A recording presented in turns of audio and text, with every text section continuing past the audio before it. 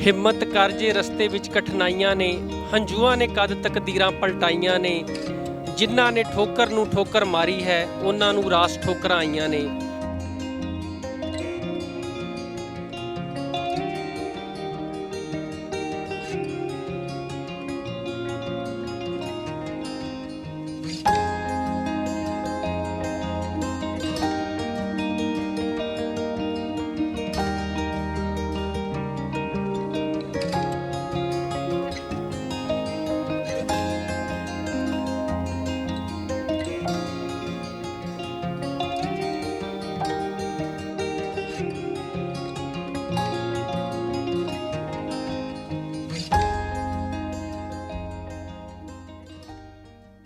ਕਿਸੇ ਸ਼ਾਇਰ ਦੇ ਕਹੇ ਹੋਏ ਸ਼ਬਦ ਇਹ ਢੁਕਦੇ ਆ ਸਾਡੇ ਸਵਾਲ ਦੇ ਕਿਸਾਨ ਸਰਦਾਰ ਬਲਕਾਰ ਸਿੰਘ ਜੀ ਦੇ ਉੱਪਰ, ਜੋ ਕਿ ਬਲਾਕ ਸੁਲਤਾਨਪੁਰ ਲੋਧੀ ਤੋਂ 6 ਕਿਲੋਮੀਟਰ ਦੂਰੀ ਦੇ ਉੱਤੇ ਸਥਿਤ ਹੈ।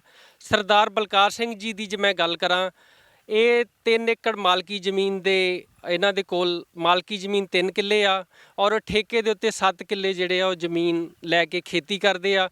ਔਰ ਇਹਨਾਂ ਦੀ ਖੇਤੀ ਦੇ ਵਿੱਚ ਰਵਾਇਤੀ ਖੇਤੀ ਦੇ ਨਾਲ ਨਾਲ ਸਬਜ਼ੀਆਂ, ਗੋਭੀ, ਗਾਜਰ, ਮਟਰ ਔਰ ਜਿਹੜੀ ਆਪਣੇ ਸ਼ਿਮਲਾ ਮਿਰਚ ਆ, ਟਮਾਟਰ ਆ, ਇਹ ਸਾਰੀਆਂ ਆਪਣੇ ਖੇਤਾਂ ਦੇ ਵਿੱਚ ਉਗਾਉਂਦੇ ਆ। ਸਰਦਾਰ ਬਲਕਾਰ ਸਿੰਘ ਜੀ ਨੇ ਸਟ੍ਰਾਬੇਰੀ ਦੀ ਖੇਤੀ, ਜਿਹੜੀ ਇਹਨਾਂ ਦੀ ਜਿਹੜੀ ਮੇਨ ਪਹਿਚਾਣ ਆ ਉਹ ਹੈਗੀ ਆ ਸਟ੍ਰਾਬੇਰੀ। ਸਟ੍ਰਾਬੇਰੀ ਇਹਨਾਂ ਨੇ 2012 ਦੇ ਵਿੱਚ ਸ਼ੁਰੂ ਕੀਤੀ ਸੀਗੀ, ਔਰ 2013 ਦੇ ਵਿੱਚ ਉਸ ਸਮੇਂ ਦੇ ਜਿਹੜੇ ਡਿਪਟੀ ਕਮਿਸ਼ਨਰ ਸ਼੍ਰੀਮਤੀ ਅਲਕਨੰਦਾ ਦਿਆਲ ਨੇ ਇਹਨਾਂ ਨੂੰ ਜ਼ਿਲ੍ਹਾ ਪ੍ਰਸ਼ਾਸਨ ਦੇ ਵੱਲੋਂ ਸਨਮਾਨਿਤ ਕੀਤਾ ਸਟ੍ਰਾਬੇਰੀ ਬੀਜਣ ਦੇ ਉੱਤੇ। ਔਰ 2016 ਦੇ ਵਿੱਚ ਉਸ ਸਮੇਂ ਦੇ ਮੁੱਖ ਮੰਤਰੀ ਸ਼੍ਰੀ ਪ੍ਰਕਾਸ਼ ਸਿੰਘ ਜੀ ਬਾਦਲ, ਉਹਨਾਂ ਨੇ ਇਹਨਾਂ ਨੂੰ ਮੁੱਖ ਮੰਤਰੀ ਅਵਾਰਡ ਦੇ ਕੇ ਨਿਵਾਜਿਆ। ਅੱਜ ਅਸੀਂ ਇਹਨਾਂ ਦੇ ਖੇਤਾਂ ਦੇ ਵਿੱਚ ਆਏ ਹਾਂ, ਔਰ ਇਹਨਾਂ ਦੇ ਨਾਲ ਜਿਹੜੀ ਅਸੀਂ ਸਾਰੇ ਕਿਸਾਨਾਂ ਨੂੰ ਰੂਬਰੂ ਕਰਾਵਾਂਗੇ। ਇਹਨਾਂ ਨੇ ਆਪਣੀ ਜ਼ਿੰਦਗੀ ਦੇ ਵਿੱਚ, ਆਪਣੇ ਤਜਰਬਿਆਂ ਦੇ ਵਿੱਚ ਖੇਤੀ ਨੂੰ ਕਿਸ ਤਰ੍ਹਾਂ ਦੇਖਿਆ ਹੈ ਔਰ ਖੇਤੀ ਨੂੰ ਕਿਸ ਤਰ੍ਹਾਂ ਕੀਤਾ ਹੈ, ਆਪਾਂ ਇਹਨਾਂ ਦੇ ਨਾਲ ਗੱਲਬਾਤ ਕਰਾਂਗੇ। ਸਰਦਾਰ ਬਲਕਾਰ ਸਿੰਘ ਜੀ, ਤੁਹਾਡਾ ਬਹੁਤ ਬਹੁਤ ਸਵਾਗਤ ਹੈ ਜੀ। ਤੇ ਤੁਸੀਂ ਜਿਹੜੀ ਆਪਣੀ ਸਟ੍ਰਾਬੇਰੀ ਦੀ ਖੇਤੀ ਕਰਦੇ ਹੋ, ਇਹਦੇ ਵਿੱਚ ਤੁਹਾਡਾ ਇੱਕ ਬੜਾ ਵਧੀਆ ਮੁਕਾਮ ਆ, ਔਰ ਤੁਸੀਂ ਇਹਦੇ ਬਾਰੇ ਜਿਹੜਾ ਕਿਸਾਨਾਂ ਨੂੰ ਸਟ੍ਰਾਬੇਰੀ ਦੀ ਖੇਤੀ ਬਾਰੇ ਆ, ਇਹਦੇ ਬਾਰੇ ਕੀ ਕਹਿਣਾ ਚਾਹੋਗੇ? ਕਿਸਾਨਾਂ ਨੂੰ ਇਹ ਕਹਿਣਾ ਚਾਹੁੰਦੇ ਹਾਂ ਵੀ ਜੋ ਵੀ ਖੇਤੀ ਕਰਨੀ ਆ ਬਹੁਤ ਵਧੀਆ ਤਰੀਕੇ ਨਾਲ ਆਪਾਂ ਕਰੀਏ, ਤਾਂ ਕਿ ਉਹਦਾ ਲਾਹਾ ਵੀ ਲੈ ਸਕੀਏ। ਅਸੀਂ 2012 ਦੇ ਵਿੱਚ ਇਹ ਖੇਤੀ ਸ਼ੁਰੂ ਕੀਤੀ ਸੀ, ਅੱਜ ਤੱਕ ਨਿਰੰਤਰ ਕਰ ਰਹੇ ਹਾਂ। ਜ਼ਿਲ੍ਹੇ ਦੇ ਵਿੱਚ, ਜ਼ਿਲ੍ਹਾ ਡਿਸਟ੍ਰਿਕਟ ਕਪੂਰਥਲਾ ਦੇ ਵਿੱਚ ਖੇਤੀ 2012 ਦੇ ਵਿੱਚ ਅਸੀਂ ਸ਼ੁਰੂ ਕੀਤੀ ਸੀ। ਉਹਦਾ ਜ਼ਿਲ੍ਹਾ ਪ੍ਰਸ਼ਾਸਨ ਨੇ ਪ੍ਰਸ਼ੰਸਾ ਪੱਤਰ ਬਕਾਇਦਾ ਸਾਨੂੰ ਦਿੱਤਾ ਹੈ ਵਾ, ਅਤੇ ਨਾਲ ਇਹ ਵੀ ਲਿਖ ਕੇ ਦਿੱਤਾ ਹੈ ਵੀ ਇਹਨਾਂ ਨੇ ਜ਼ਿਲ੍ਹੇ ਦੇ ਵਿੱਚ ਇਹ ਖੇਤੀ ਜਿਹੜੀ ਆ ਸ਼ੁਰੂ ਕੀਤੀ ਆ। ਉਸ ਤੋਂ ਉਪਰੰਤ ਸਾਡੇ ਮਨ 'ਚ ਇਹ ਆ ਵੀ ਅਸੀਂ ਕੋਈ ਬਾਗ ਵਧੀਆ ਬੂਟੇ ਲਾਈਏ। ਅਮਰੂਦ ਦਾ ਬਾਗ ਵੀ 4 ਕਨਾਲਾਂ ਲਾਇਆ, ਉਹਦੇ ਵਿੱਚ ਹੋਰ ਵੀ ਕਈ ਤਰ੍ਹਾਂ ਦੇ ਬੂਟੇ, ਜਿੱਦਾਂ ਆੜੂ ਹੋਇਆ, ਸੇਬ ਹੋਇਆ। ਹਾਲਾਂ ਸੇਬ ਪੰਜਾਬ ਦੀ ਖੇਤੀ ਨਹੀਂ ਗੀ, ਫਿਰ ਵੀ ਅਸੀਂ ਉਹ ਬੂਟਾ ਲਾ ਕੇ ਚੈੱਕ ਕੀਤਾ ਤਾਂ ਉਹਨੂੰ ਸੇਬ ਲੱਗਦਾ ਵੀ ਆ, ਅਤੇ ਹੋਰ ਇੱਦਾਂ ਹੀ ਬੂਟੇ ਲਾ ਕੇ ਤਾਂ ਅਸੀਂ ਚੈੱਕ ਕਰ ਰਹੇ ਹਾਂ।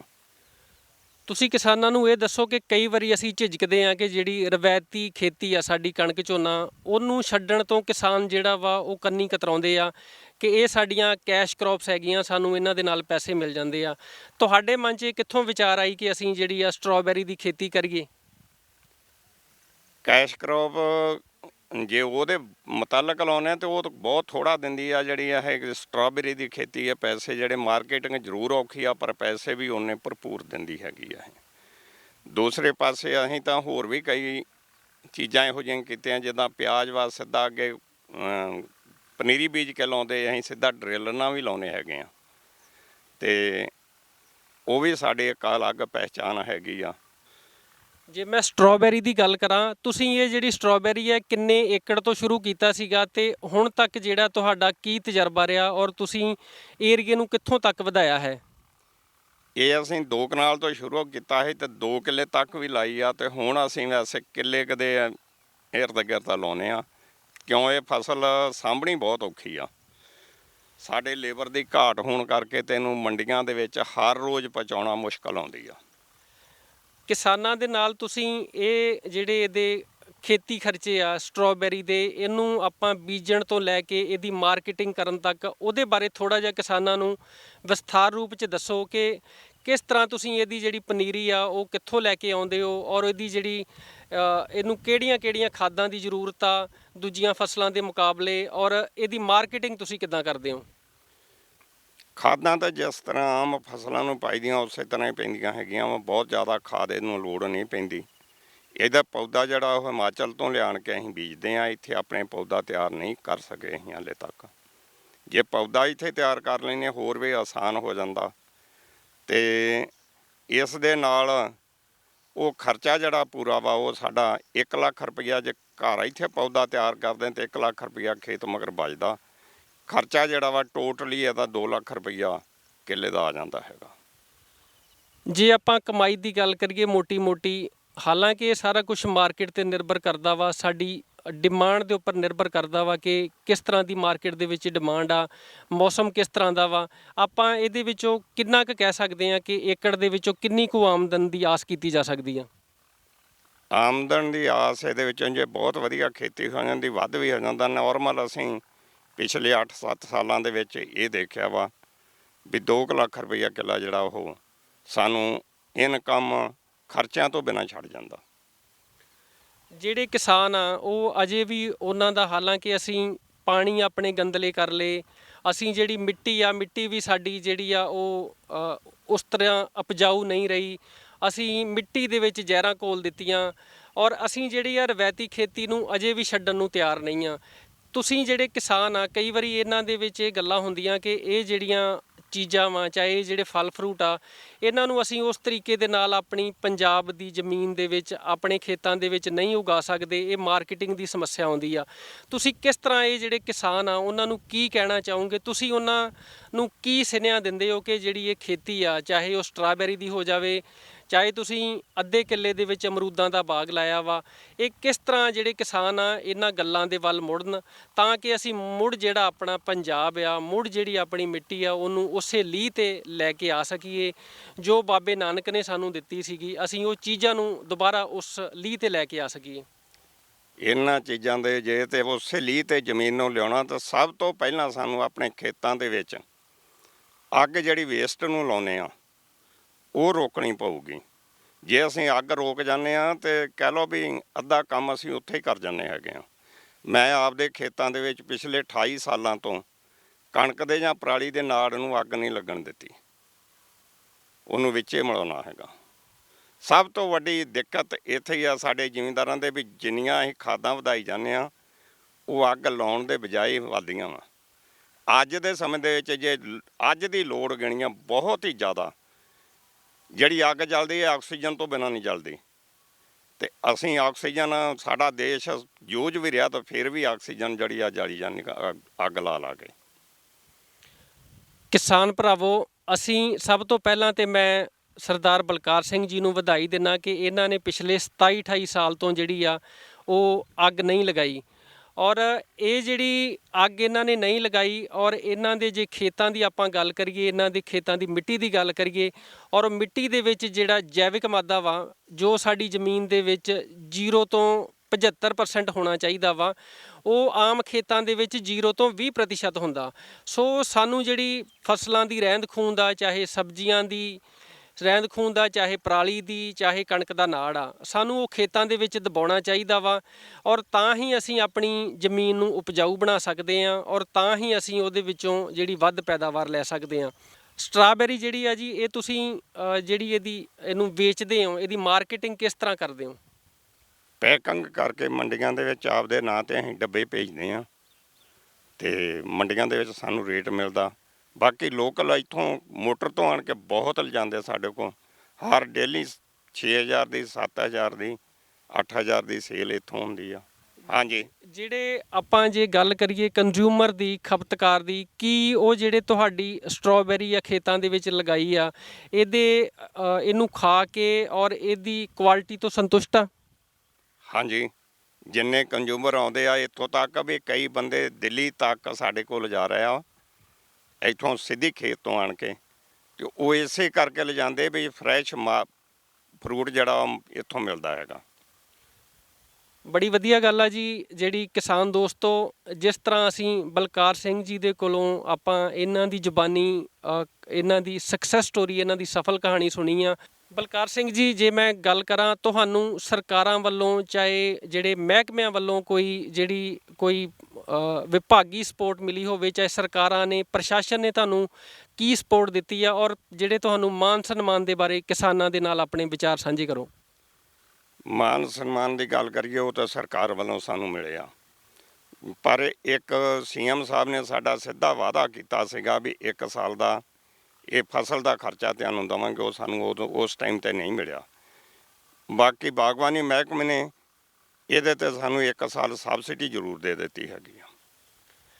ਹੁਣ ਜੇ ਆਪਾਂ ਕਹੀਏ ਕਿਸਾਨਾਂ ਨੂੰ ਇਹ ਚੀਜ਼ਾਂ ਦੇ ਵੱਲ ਪ੍ਰੇਰਿਤ ਕਰਨ ਵਾਸਤੇ, ਤੁਸੀਂ ਸਰਕਾਰਾਂ ਦੇ ਕੋਲੋਂ ਚਾਹੇ ਮਹਿਕਮਿਆਂ ਦੇ ਕੋਲੋਂ ਕੀ ਮੰਗ ਕਰਦੇ ਹੋ ਕਿ ਕਿਹੜੀ ਚੀਜ਼ ਆ ਉਹ ਜਿਹੜੀ ਮਿਲਣੀ ਚਾਹੀਦੀ ਆ, ਤਾਂ ਕਿ ਜਿਹੜੇ ਕਿਸਾਨ ਆ ਉਹ ਰਵਾਇਤੀ ਖੇਤੀ ਨੂੰ ਛੱਡ ਕੇ ਜੋ ਫਸਲੀ ਵਿਭਿੰਨਤਾ ਵਾ, ਅਸੀਂ ਫਸਲੀ ਵਿਭਿੰਨਤਾ ਦੇ ਵੱਲ ਆ ਸਕੀਏ। ਫਸਲੀ ਵਿਭਿੰਨਤਾ ਦੇ ਵਿੱਚ ਜਦੋਂ ਅਸੀਂ ਨਵੇਂ ਕੋਈ ਕੰਮ ਕਰਦੇ ਹਾਂ ਤਾਂ ਉਹਦੇ ਵਿੱਚ ਲੋਸ ਹੁੰਦਾ ਵਾ। ਉਹ ਲੋਸ ਜਿਹੜਾ ਸਰਕਾਰਾਂ ਕਿਸੇ ਨਾ ਕਿਸੇ ਵੀ ਤਰ੍ਹਾਂ ਉਹਦੀ ਪੂਰਤੀ ਲਈ ਅੱਗੇ ਆਉਣ, ਤਾਂ ਹੀ ਜ਼ਿਮੀਂਦਾਰ ਜਿਹੜਾ ਵਾ ਇਸ ਬੰਨੇ ਨੂੰ ਛੱਡ ਕੇ ਤੇ ਰਵਾਇਤੀ ਖੇਤੀ ਤੋਂ ਦੂਜੇ ਪਾਸੇ ਨੂੰ ਜਾ ਸਕਦਾ। ਜੇ ਮੈਂ ਤੁਹਾਡੇ ਖੇਤਾਂ ਦੀ ਗੱਲ ਕਰਾਂ, ਔਰ ਮੈਨੂੰ ਪਤਾ ਹੈ ਕਿ ਤੁਸੀਂ ਆਪਣੇ ਖੇਤਾਂ ਦੇ ਵਿੱਚ ਮੱਖੀਆਂ ਵਾਲੇ ਬਕਸੇ ਵੀ ਰੱਖੇ ਆ, ਜੋ ਸ਼ਹਿਦ ਦੀਆਂ ਮੱਖੀਆਂ ਵਾ, ਉਹਦੇ ਬਾਰੇ ਕਿਸਾਨਾਂ ਨੂੰ ਤੁਸੀਂ ਦੱਸੋ ਕਿ ਤੁਹਾਡੇ ਕੋਲ ਕਿੰਨੇ ਬਕਸੇ ਆ, ਔਰ ਉਹਨਾਂ ਦੀ ਜਿਹੜੀ ਸ਼ਹਿਦ ਦੀ ਕੀ ਔਸਤ ਰਹਿ ਜਾਂਦੀ ਆ, ਔਰ ਤੁਸੀਂ ਉਹਦੀ ਮਾਰਕੀਟਿੰਗ ਕਿੱਦਾਂ ਕਰਦੇ ਹੋ? ਸ਼ਹਿਦ ਦੀਆਂ ਜਿਹੜੇ 60 ਬਕਸੇ ਅਸੀਂ ਰੱਖੇ ਹੋਏ ਆ, ਉਹ ਸਾਡੇ ਸ਼ਹਿਦ ਦੀ ਮਾਰਕੀਟਿੰਗ ਵੀ ਘਰ ਤੋਂ ਹੀ ਹੋ ਜਾਂਦੀ ਆ।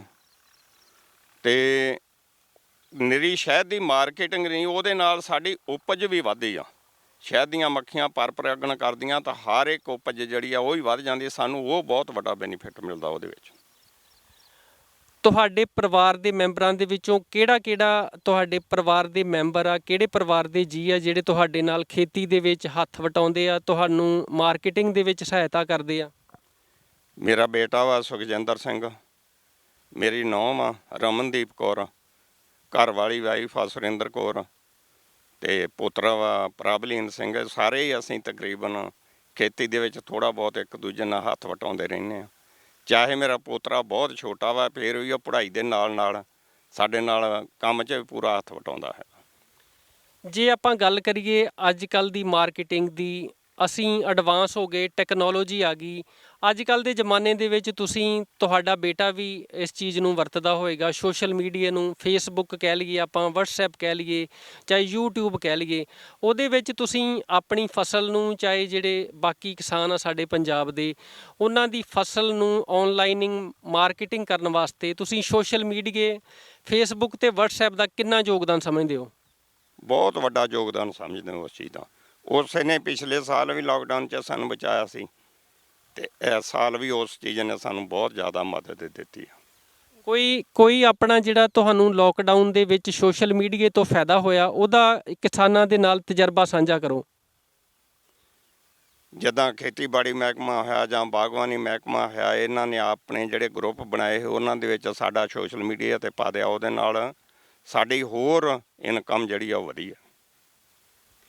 ਸੋ ਕਿਸਾਨ ਦੋਸਤੋ, ਇਹ ਜਿਹੜੀਆਂ ਗੱਲਾਂ ਵਾ, ਅਸੀਂ ਜੇ ਟੈਕਨੋਲੋਜੀ ਦਾ ਸਹੀ ਤਰੀਕੇ ਦੇ ਨਾਲ ਵਰਤੋਂ ਕਰਦੇ ਹਾਂ, ਉਹਦਾ ਇਸਤੇਮਾਲ ਕਰਦੇ ਹਾਂ, ਚਾਹੇ ਉਹ ਫੇਸਬੁੱਕ ਹੋਵੇ, ਯੂਟਿਊਬ ਹੋਵੇ, ਵਟਸਐਪ ਹੋਵੇ ਜਾਂ ਟੈਲੀਗ੍ਰਾਮ, ਕੋਈ ਵੀ ਸੋਸ਼ਲ ਮੀਡੀਆ ਨੂੰ ਜੇ ਅਸੀਂ ਸਹੀ ਤਰੀਕੇ ਦੇ ਨਾਲ ਵਰਤਦੇ ਹਾਂ ਤਾਂ ਉਹ ਬਿਲਕੁਲ ਹੀ ਸਾਡੀ 100% ਮਦਦ ਕਰਦਾ ਵਾ। ਔਰ ਇਹ ਜਿਹੜੀ ਜਿਉਂਦੀ ਜਾਗਦੀ ਮਿਸਾਲ ਸਰਦਾਰ ਬਲਕਾਰ ਸਿੰਘ ਜੀ ਤੁਹਾਡੇ ਸਾਹਮਣੇ ਆ, ਜਿਹੜੇ ਇਹ ਕਹਿੰਦੇ ਆ ਕਿ ਅਸੀਂ ਸੋਸ਼ਲ ਮੀਡੀਆ ਦੇ ਥਰੂ ਸਾਡੀ ਜਿਹੜੀ ਸੇਲ ਦੇ ਵਿੱਚ ਵਾਧਾ ਹੋਇਆ। ਲੋਕਡਾਊਨ ਲੱਗਾ ਸੀਗਾ, ਫਿਰ ਵੀ ਜਿਹੜਾ ਇਹਨਾਂ ਨੇ ਜਿਹੜੀ pick from farm the facility ਦਿੱਤੀ ਕਿਸਾਨਾਂ ਨੂੰ, ਚਾਹੇ ਖਪਤਕਾਰਾਂ ਨੂੰ, ਔਰ ਉਹਨਾਂ ਨੇ ਇਹਨਾਂ ਦੇ ਖੇਤ ਦੇ ਵਿੱਚੋਂ ਹੀ ਤਾਜ਼ਾ ਸਬਜ਼ੀਆਂ, ਖਰਬੂਜਾ, ਹਦਵਾਣਾ ਇਹਨਾਂ ਦੇ ਫਾਰਮ ਦੇ ਉੱਤੋਂ ਹੀ ਪਰਚੇਜ਼ ਕੀਤਾ, ਔਰ ਉਹਨਾਂ ਦੇ ਨਾਲ ਇਹਨਾਂ ਦੀ ਜਿਹੜੀ ਆ ਸੇਲ ਦੇ ਵਿੱਚ ਵਾਧਾ ਹੋਇਆ। ਸੁਖਜਿੰਦਰ ਜੀ, ਮੈਂ ਸਭ ਤੋਂ ਪਹਿਲਾਂ ਤਾਂ ਆਪ ਜੀ ਨੂੰ ਜੀ ਆਇਆਂ ਆਖਦਾ। ਤੁਹਾਡਾ ਬਹੁਤ ਬਹੁਤ ਸਵਾਗਤ ਆ ਸਾਡੇ ਇਸ ਪ੍ਰੋਗਰਾਮ ਦੇ ਵਿੱਚ। ਤੁਸੀਂ ਇਹ ਜਿਹੜੀ ਸਟ੍ਰਾਬੈਰੀ ਦੀ ਖੇਤੀ ਕੀਤੀ ਆ, ਇਹ ਇੱਕ ਲੀਹ ਤੋਂ ਹਟ ਕੇ ਆ, ਚਾਹੇ ਅਸੀਂ ਰਵਾਇਤੀ ਫਸਲਾਂ ਕਣਕ ਝੋਨਾ ਉਤੋਂ ਹਟ ਕੇ ਤੁਸੀਂ ਖੇਤੀ ਕੀਤੀ ਆ, ਇਹਦੇ ਬਾਰੇ ਕਿਸਾਨਾਂ ਨੂੰ ਕੀ ਕਹਿਣਾ ਚਾਹੋਗੇ? ਜਿਹੜੀ ਸਾਡੀ ਯੂਥ ਆ, ਜਿਹੜੀ ਸਾਡੀ ਯੰਗ ਜਨਰੇਸ਼ਨ ਆ, ਉਹਨੇ ਬਾਹਰ ਨੂੰ ਤੁਰੀ ਜਾਂਦੀ ਆ, ਉਹ ਕਹਿੰਦੇ ਆ ਕਿ ਇੱਥੇ ਖੇਤੀ ਦੇ ਵਿੱਚ ਕੁਝ ਨਹੀਂ ਰੱਖਿਆ, ਚਾਹੇ ਇੱਥੇ ਅਸੀਂ ਪੰਜਾਬ ਦੀ ਕਿਸਾਨੀ ਨੂੰ ਅਸੀਂ ਹੋਰ ਵਧਾ ਕੇ ਕੁਝ ਨਹੀਂ ਕਰ ਸਕਦੇ। ਇਹਦੇ ਬਾਰੇ ਤੁਸੀਂ ਕੀ ਕਹਿਣਾ ਚਾਹੋਗੇ? ਹਾਂਜੀ, ਇਹਦੇ ਬਾਰੇ ਇਹੋ ਹੀ ਆ ਜੀ, ਜਿਹੜੇ ਆਪਣੇ ਨੌਜਵਾਨ ਆ ਖੇਤੀ ਵੱਲ ਉਹ ਧਿਆਨ ਘੱਟ ਦੇ ਰਹੇ ਆ, ਮਿਹਨਤ ਵੱਲ ਧਿਆਨ ਘੱਟ ਵਾਏ। ਜਿਹੜੀ ਖੇਤੀ ਆ, ਆਪਾਂ ਜੇ ਸਬਜ਼ੀਆਂ ਦੀ ਖੇਤੀ ਕਰਦੇ ਆ ਤਾਂ ਉਹਦੇ ਵਿੱਚ ਮਿਹਨਤ ਕਾਫੀ ਆਉਂਦੀ ਆ, ਤੇ ਇਹ ਸਫਲਤਾ ਇਹਦੇ ਵਿੱਚ ਮਿਹਨਤ ਦੇ ਨਾਲ ਹੀ ਹਾਸਲ ਹੋ ਸਕਦੀ ਆ। ਤੁਸੀਂ ਜਿਹੜਾ ਯੂਥ ਆ, ਸਾਡੀ ਯੰਗ ਜਨਰੇਸ਼ਨ ਆ, ਇਹਨੂੰ ਕੀ ਸੁਨੇਹਾ ਦੇਣਾ ਚਾਹੋਗੇ ਕਿ ਇਹ ਜਿਹੜਾ ਵਾ ਕਿਸ ਤਰੀਕੇ ਦੇ ਨਾਲ ਮਿਹਨਤ ਕਰੇ, ਕਿਸ ਤਰੀਕੇ ਦੇ ਨਾਲ ਇਹ ਆਪਣਾ ਜਿਹੜਾ ਮਾਰਕੀਟਿੰਗ ਕਰੇ, ਕਿਸ ਤਰੀਕੇ ਦੇ ਨਾਲ ਇਹ ਖੇਤੀ ਕਰੇ, ਕਿ ਤਾਂ ਕਿ ਇਹ ਜਿਹੜੇ ਆ ਯੂਥ ਸਾਡੀ ਬਾਹਰ ਨਾ ਜਾਵੇ ਔਰ ਇਹ ਇੱਥੇ ਹੀ ਸਾਡੀ ਪੰਜਾਬ ਦੀ ਕਿਸਾਨੀ ਨੂੰ ਬਚਾ ਸਕਣ, ਬਚਾ ਲੈਣ ਸਾਡੀ ਕਿਸਾਨੀ ਨੂੰ, ਸਾਡੀ ਮਿੱਟੀ ਨੂੰ ਬਚਾ ਲੈਣ। ਸਾਡੇ ਪਾਣੀ ਦਿਨ ਬ ਦਿਨ ਜਿਹੜੇ ਆ ਡੂੰਘੇ ਹੁੰਦੇ ਜਾ ਰਹੇ ਆ, ਗੰਦਲੇ ਹੁੰਦੇ ਜਾ ਰਹੇ ਆ, ਉਹਨਾਂ ਨੂੰ ਬਚਾਉਣ ਦੇ ਵਿੱਚ ਕੀ ਹੀਲਾ ਕਰ ਸਕਦੇ ਆ?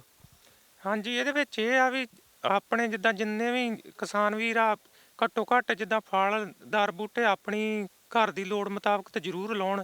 ਉਹਦੇ ਨਾਲ ਇੱਕ ਤੇ ਤੰਦਰੁਸਤ ਰਹਿਣਗੇ, ਤੇ ਇੱਕ ਜਿੱਦਾਂ ਆਪਾਂ ਮੁੱਲ ਫਲ ਲੈ ਕੇ ਆਉਂਦੇ ਆ ਤੇ ਆਪਣੇ ਕਾਫੀ ਮਹਿੰਗੇ ਤੁਹਾਨੂੰ ਪਤਾ ਮਿਲਦੇ ਆ, ਤੇ ਜੇ ਆਪਣੇ ਫਲਦਾਰ ਬੂਟੇ ਇੱਕ ਇੱਕ ਦੋ ਦੋ ਬੂਟੇ ਵੀ ਲੱਗੇ ਹੋਣ ਤੇ ਆਪਣੇ ਤਕਰੀਬਨ ਘਰ ਦਾ ਵੀ ਸਰੂਗਾ, ਤੇ ਬਾਕੀ ਉਹ ਤੋਂ ਇਨਕਮ ਵੀ ਹੋਊਗੀ। ਜਿਹੜੀ ਆਪਾਂ ਕਣਕ ਝੋਨੇ ਦੀ ਰਵਾਇਤੀ ਖੇਤੀ ਕਰਦੇ ਆ ਔਰ ਉਹਦੇ ਵਿੱਚ ਤੁਸੀਂ ਸਬਜ਼ੀਆਂ ਨੂੰ ਜ਼ਿਆਦਾ ਤਰਜੀਹ ਦਿੰਦੇ ਹੋ, ਜਿਸ ਤਰ੍ਹਾਂ ਮੈਂ ਤੁਹਾਡਾ ਖੇਤ ਵੇਖਿਆ ਵਾ ਔਰ ਅੱਗੋਂ ਪਿੱਛੋਂ ਵੀ ਤੁਹਾਡੇ ਨਾਲ ਮੇਲ ਮਿਲਾਪ ਹੁੰਦਾ ਰਹਿੰਦਾ ਕਿ ਤੁਸੀਂ ਜਿਹੜੀ ਰਵਾਇਤੀ ਫਸਲਾਂ ਵਾ ਉਹਨਾਂ ਨੂੰ ਘੱਟ ਤਰਜੀਹ ਦਿੰਦੇ ਹੋ ਉਹਦੇ ਵਿੱਚ। ਔਰ ਜਿਹੜੀ ਤੁਸੀਂ ਸਟ੍ਰਾਬੈਰੀ ਦੀ ਖੇਤੀ ਆ, ਚਾਹੇ ਸਬਜ਼ੀਆਂ ਦੀ ਖੇਤੀ ਕਰਦੇ ਹੋ, ਚਾਹੇ ਤੁਸੀਂ ਅੱਧੇ ਏਕੜ ਦੇ ਵਿੱਚ ਅਮਰੂਦਾਂ ਦਾ ਬਾਗ ਵੀ ਲਾਇਆ ਵਾ, ਇਹਨੂੰ ਕਿਸ ਤਰ੍ਹਾਂ ਰਵਾਇਤੀ ਫਸਲਾਂ ਨਾਲੋਂ ਗਿਣਦੇ ਹੋ ਅਲੱਗ? ਹਾਂਜੀ, ਇਹਦੇ ਵਿੱਚ ਇਹ ਆ ਵੀ ਜਿੱਦਾਂ ਕਣਕ ਜਾਂ ਝੋਨਾ ਵਾ, ਹੁਣ ਤੁਹਾਨੂੰ ਪਤਾ ਹੀ ਆ ਵੀ ਆਉਣ ਵਾਲੇ ਸਮੇਂ ਦੇ ਵਿੱਚ ਉਹਦਾ ਕੋਈ ਜ਼ਿਆਦਾ ਨਹੀਂ ਦਿਸ ਰਿਹਾ, ਭਵਿੱਖ ਨਹੀਂ ਦਿਸ ਰਿਹਾ, ਤੇ ਆਪਾਂ ਨੂੰ ਇਹ ਸਬਜ਼ੀਆਂ ਜਾਂ ਦੂਜੀਆਂ ਫਸਲਾਂ ਵੱਲ ਆਉਣਾ ਹੀ ਪਊਗਾ। ਤੇ ਸਬਜ਼ੀ ਜਾਂ ਦੂਜੀਆਂ ਫਸਲਾਂ ਦਾ ਇਹ ਵੀ ਆ ਵੀ ਉਹਦੇ ਵਿੱਚ ਆਪਣੇ ਰੇਟ ਸਹੀ ਮਿਲ ਜਾਣ, ਤੇ ਉਹਦਾ ਕਣਕ ਝੋਨੇ ਨਾਲੋਂ ਆਮਦਨ ਵੀ ਦੁੱਗਣੀ ਵੀ ਹੋ ਜਾਂਦੀ ਆ। ਤੇ ਕਣਕ ਝੋਨੇ ਦਾ ਤੇ ਇੱਕ ਹੈ ਹੀ ਆ ਵੀ ਜੇ ਮੰਨ ਲਓ ਕਣਕ ਤੁਹਾਨੂੰ ਪਤਾ 20 ਕੁ ਕੁਇੰਟਲ ਨਿਕਲਦੀ ਆ, ਤੇ ਰੇਟ ਵੀ ਉਹਨਾਂ ਦੇ ਕੋਈ 40 ਕੁ ਹਜ਼ਾਰ ਦੇ ਕਰੀਬ ਇਨਕਮ ਹੁੰਦੀ ਆ। ਤੇ ਸਬਜ਼ੀਆਂ ਦਾ ਇਹ ਆ ਜਿੱਦਾਂ ਸਟ੍ਰਾਬੇਰੀ ਆ, ਤੇ ਇਹ ਕਿੱਲੇ ਦੇ ਵਿੱਚੋਂ ਤਕਰੀਬਨ 2 ਲੱਖ ਦੇ ਕਰੀਬ ਵੀ ਹੋ ਜਾਂਦੀ ਆ। ਇਹ ਇਹਦੇ ਵਿੱਚ ਵਾਧਾ ਵਾ ਜੀ।